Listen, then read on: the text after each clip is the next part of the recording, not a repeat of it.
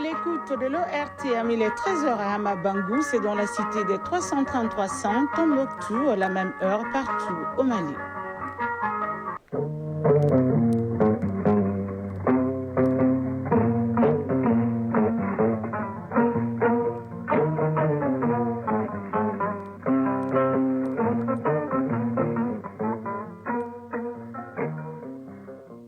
Le journal. Aïssata Saliou Maïga. Mesdames et messieurs, bonjour et très ravi de vous retrouver pour cet instant d'information. Fonds de soutien au projet d'infrastructure de base et de développement social, 24 milliards de francs CFA, c'est la bagatelle qui est mise à la disposition de la société EDM-SA à travers le ministère de l'énergie et de l'eau. L'objectif est de contribuer à l'amélioration de la desserte en électricité. Le président de la transition, chef de l'État, le général d'armée Assimi Goïta, vient de remettre officiellement des lampadaires solaires installés sur certaines grandes artères du district de Bamako. Il s'agit de l'axe du boulevard de l'Indépendance en passant par l'école de la République jusqu'au pied de la colline de Koulouba. L'objectif est de mieux éclairer la capitale pour le bonheur des populations.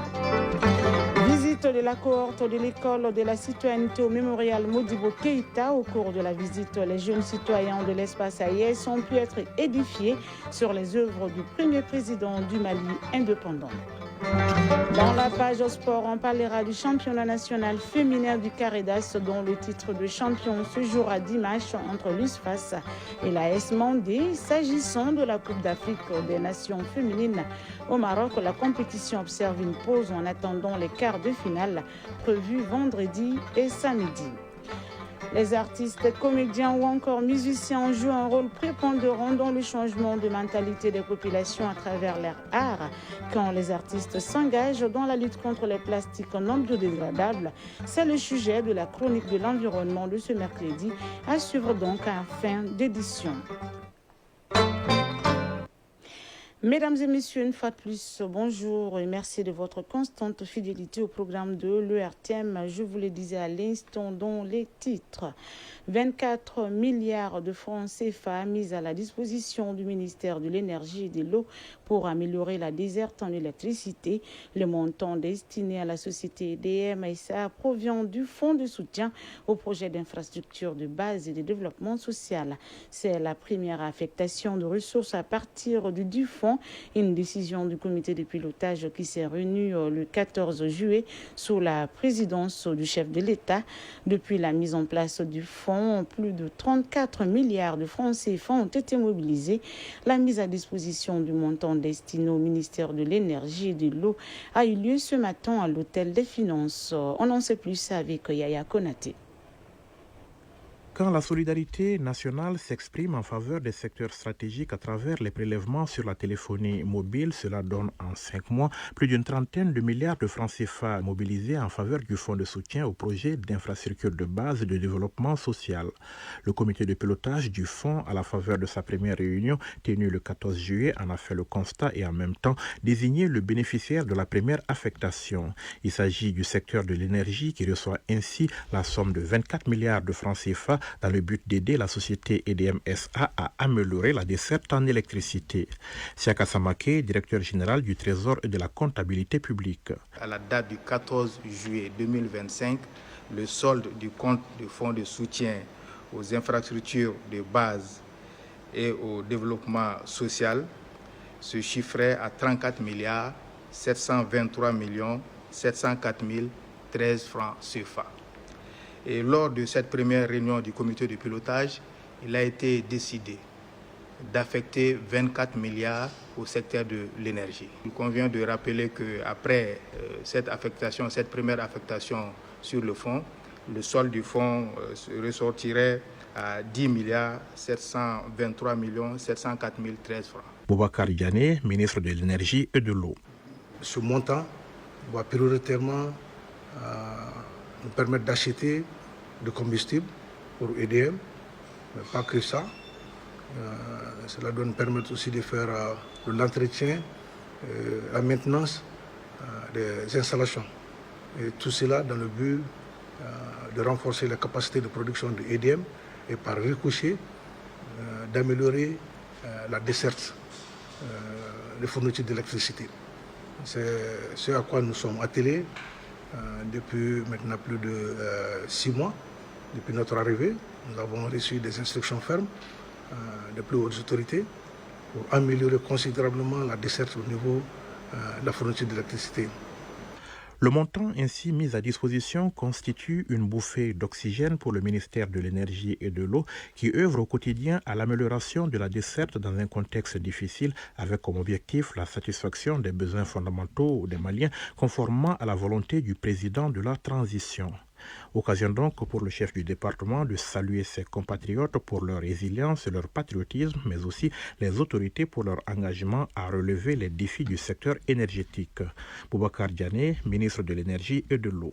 Je profite de ce moment pour remercier au nom des plus hautes autorités le peuple malien, notre peuple, qui a répondu à l'appel des plus hautes autorités à un moment difficile.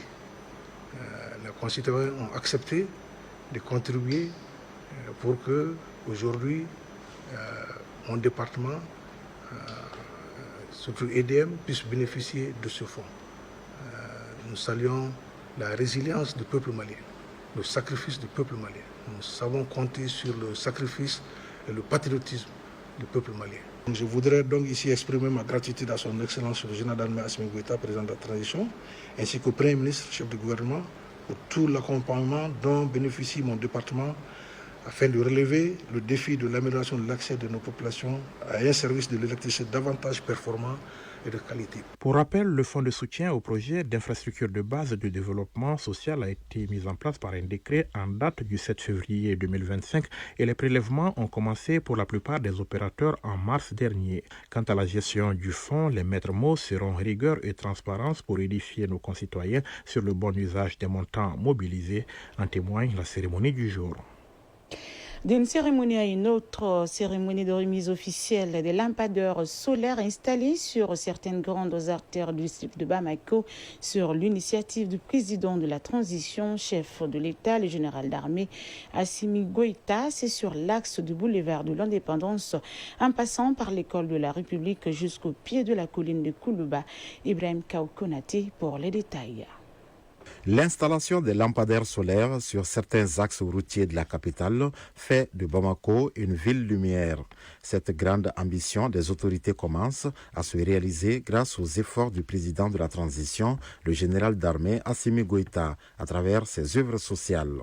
Il s'agit de l'axe boulevard de l'Indépendance, l'axe Tour de l'Afrique, l'axe Souleymane Bougou, rond-point Hippodrome et enfin du monument Cabral à Lafiabougou. Bala Traoré, président de la délégation spéciale de la mairie du district de Bamako. Réitérer au nom de la mairie du district et des populations de la capitale nos sincères remerciements à son Excellence le général d'armée Assimi Goïta pour cette nouvelle importante contribution à l'embellissement et la sécurisation de notre capitale à travers l'éclairage de plusieurs avenues en lampadaires solaires. Agibou Dambélé, conseiller spécial du président de la transition, chargé des œuvres sociales. Ces éclairages en lampadaires solaires viennent à la suite de l'éclairage de certains axes qu'on a déjà fait.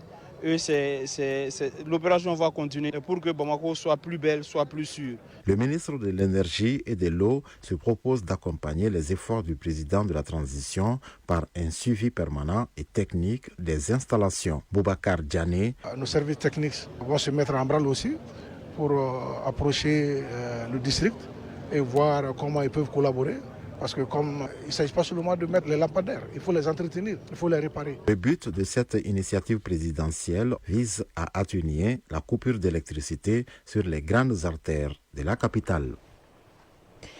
Le mémorial Modibo Keïta a accueilli hier les participants de la 4e cohorte de l'école de la citoyenneté, une visite qui avait pour objectif de mettre en lumière les œuvres du premier président du Mali indépendant, un cadre qui a permis aux touristes du jour d'être également édifiés sur certaines valeurs citoyennes qu'incarnait Modibo Keïta. Plus de détails avec Boukari Koulibaly. Entrée en scène remarquée pour la 4e cohorte de l'école de la citoyenneté. Ce jour-là, les pensionnaires quittent les palais des pionniers, direction le mémorial Modibo Keïta. Une sortie touristique qui ravit particulièrement les participants venus du Burkina Faso et du Niger.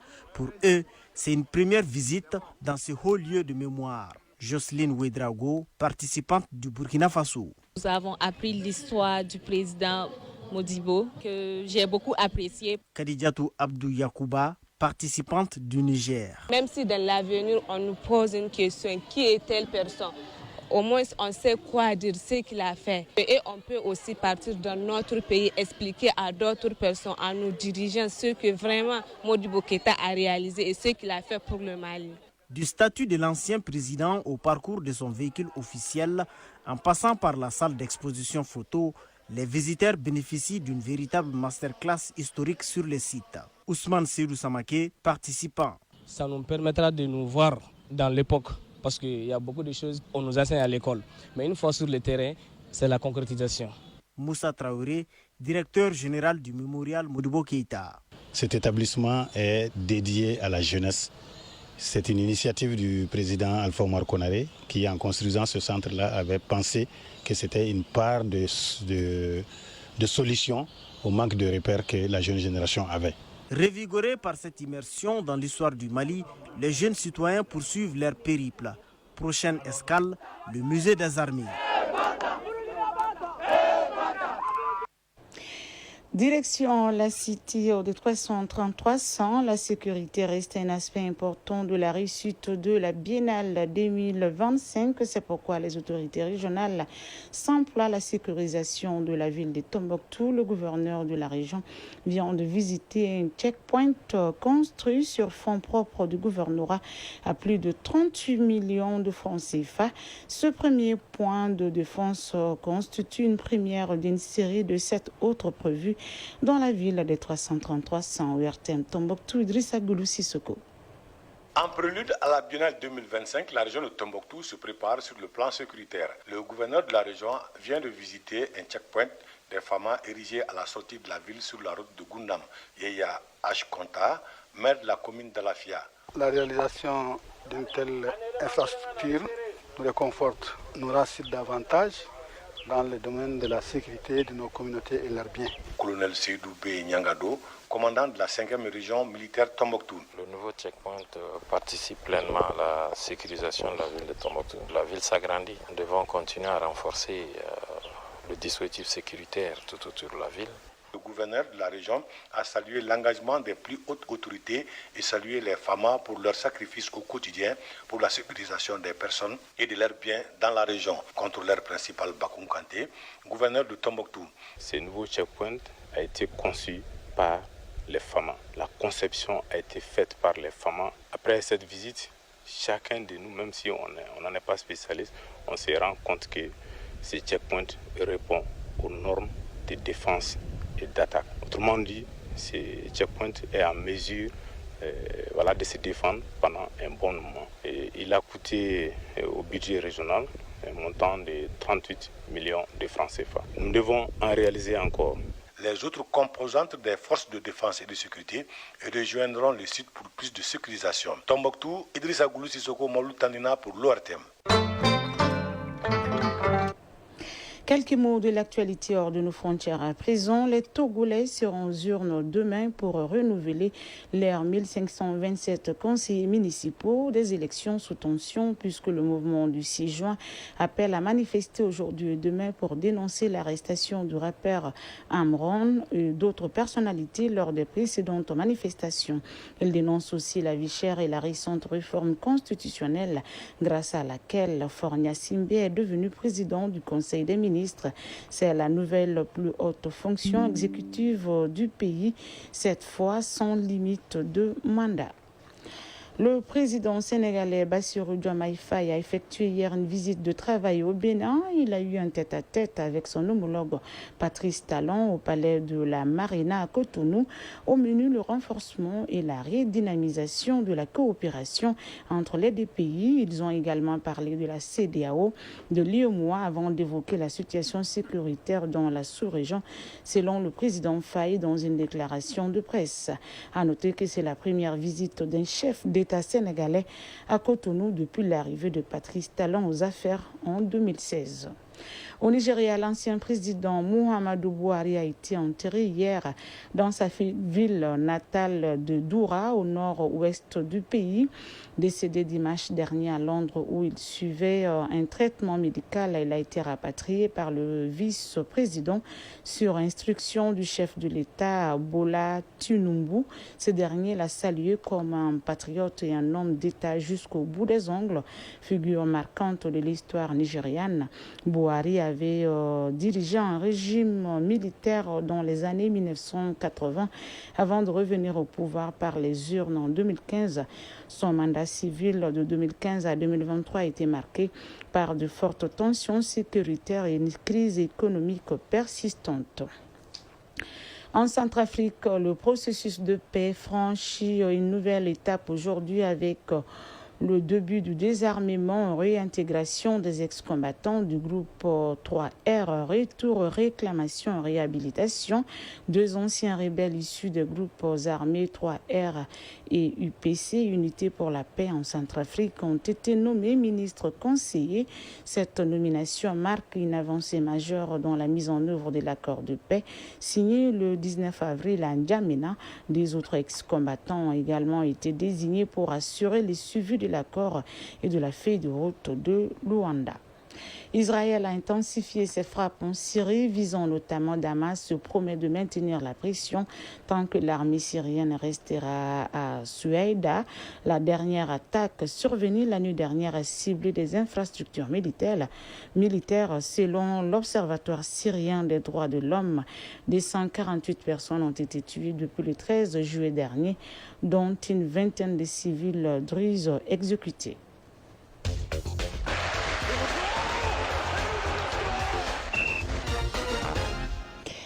La page sport à prison, transfert de l'international espagnol Nico Williams sort de la licence au plan Caridas du championnat national féminin. Le titre de champion se jouera dimanche entre l'USFAS et l'AS Mandé. Coupe d'Afrique des Nations féminines au Maroc, la compétition observe une pause en attendant les quarts de finale prévus vendredi et samedi. La synthèse de l'actualité sportive, c'est avec Aridou Matina. CAN senior féminine au Maroc, après les rencontres des poules marquées par les qualifications du pays hôte, le Maroc, la Zambie, le Nigeria, l'Algérie, l'Afrique du Sud, le Ghana, le Mali et le Sénégal, place au quart de finale qui débute vendredi par le duel Nigeria-Zambie.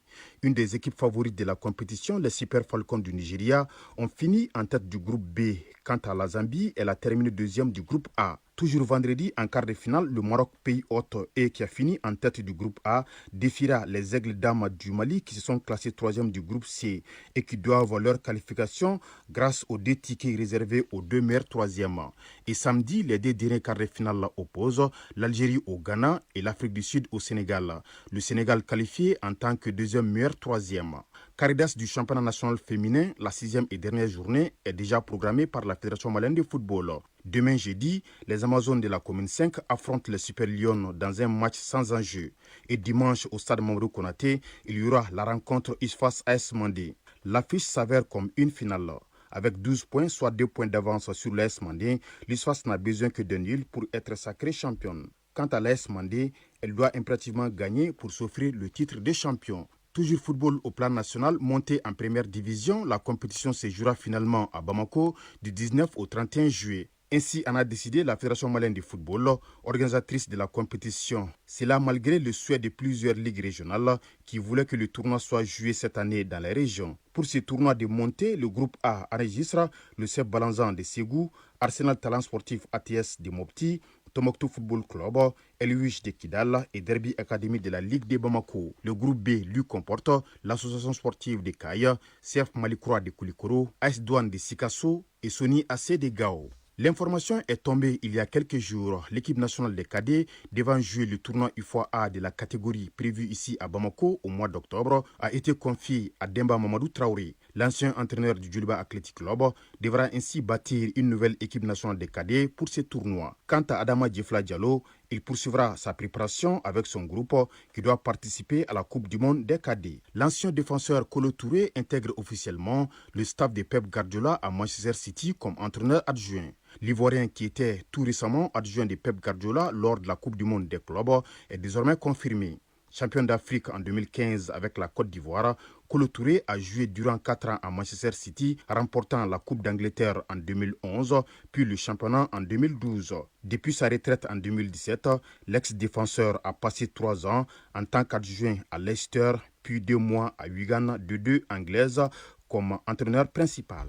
Le talentueux ailier espagnol Nico Williams sort du silence après sa prolongation surprise.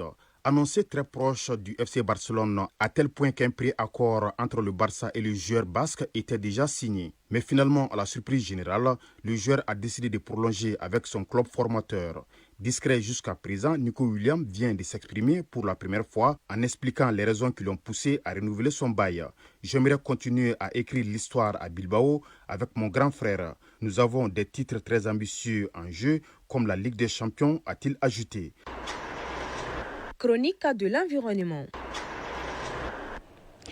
Dans un pays où la musique, le théâtre, le cinéma et même l'humour façonnent les mentalités, les artistes sont plus que des créateurs.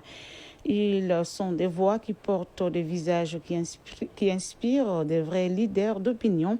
En les associant à la lutte contre les sachets plastiques, le Mali gagnerait un puissant levier de sensibilisation. Quand les artistes s'engagent, la lutte contre les plastiques entre rime et responsabilité. C'est le sujet de la chronique de l'environnement, une réalisation de Agibou Koulibaly. Les sachets plastiques ont envahi notre quotidien. Les rues, les caniveaux, les marchés et les champs en sont remplis. Les campagnes de sensibilisation classiques peinent parfois à produire les effets durables. Alors pourquoi ne pas faire appel à ceux que le public écoute, suit et admire? Ils ont la magie de transformer des mots en émotions. Et quand un message écologique est porté par une voix célèbre, il pénètre les cœurs. Yébi Kouyaté griotte à Badjangara. Les sachets plastiques que nous utilisons au quotidien ont de nombreux inconvénients. Ils obstruent nos caniveaux, surtout en saison des pluies, provoquant des inondations dans nos quartiers. Les plastiques sont également dangereux pour les animaux qui peuvent les avaler ou s'y retrouver piégés. Je lance un appel à tous les Maliens. Ne jetons plus les sachets plastiques dans les rues. Habib Kouyaté, artiste musicien, propose même d'aller plus loin. Franchement, il faut qu'on en parle. Pour qu'on en parle, il faut que beaucoup de nous en parlent, pour qu'il y ait beaucoup de communication autour. Nous avons la chance d'avoir les réseaux et on a la chance aussi d'avoir les artistes qui sont souvent invités sur des plateaux. Et ces artistes doivent être sensibilisés à faire une parenthèse pendant leur émission choisie par eux concernant les sachets plastiques. Donc, cette communication doit passer dans toutes les radios. Les artistes sont aussi des agents de transformation sociale. En leur donnant les moyens, l'espace et la reconnaissance, ils peuvent contribuer à faire de la lutte contre les sachets plastiques une cause populaire et mobilisatrice. Dr Ousmane Di Petit-Gouro, artiste musiciens. Les artistes doivent faire des enregistrements audio ou des films pour sensibiliser leurs différentes populations sur les conséquences de ces sachets plastiques. Le message que moi je peux lancer à nos différentes populations, c'est qu'ils prennent soin de leur environnement. Les mots touchent, la musique reste, l'image frappe. Et quand un artiste s'engage, c'est tout un peuple qui peut être entraîné. Cheikh Tidiane Seck, artiste musicien. Je pense qu'il y a urgence. Tous les artistes maliens, de quelque bord que ce soit, doivent s'unir pour lutter contre le phénomène qui est en train de gangréner notre société, voire les sachets plastiques qui ne sont pas du tout bien pour l'hygiène de notre société. Si nous sommes passés à côté du projet Sahel Vert, veillons à ce que réellement tous les artistes véhiculent le message de salubrité, le message de propreté de notre société. Donc ça veut dire essayer d'endiguer la gangrène qui est autre que les sachets plastiques. Dans la lutte contre les sachets plastiques, mobiliser les artistes, c'est injecter de l'émotion dans l'action, de la passion dans la sensibilisation. Il est temps de faire de l'art une arme pacifique dans la lutte contre les sachets plastiques au Mali.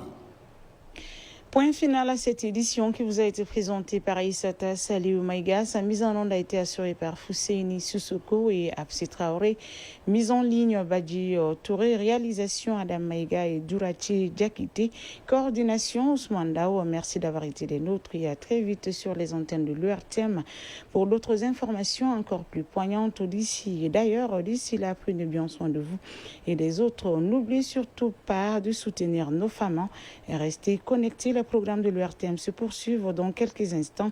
Aston Tangara et Adama Koulibaly seront là pour la lecture des avis et communiqués divers.